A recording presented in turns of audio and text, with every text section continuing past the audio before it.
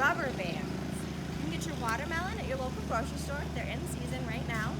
And you can get your rubber bands at your local big box store or office supply store.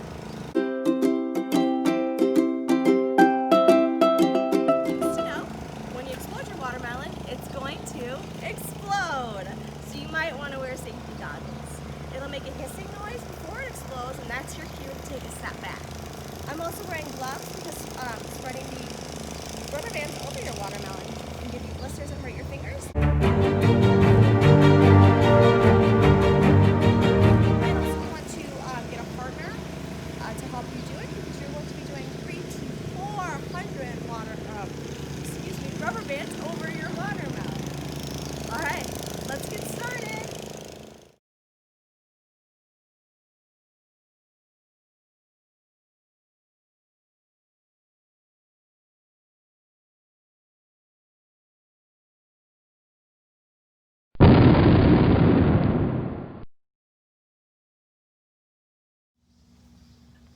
So, why did our watermelon explode?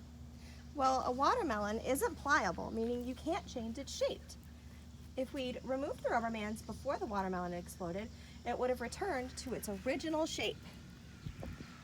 The rubber bands, which flew all the way over here, are applying force to the watermelon, causing the rind to begin to bulge above and below the rubber bands. The rubber bands themselves also want to return to their original shape. So they're creating pressure through kinetic energy.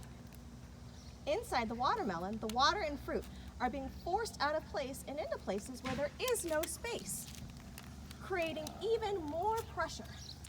Once the pressure inside is too high, the watermelon bursts open. We hope you had fun today at Librarians Lab. Science safely!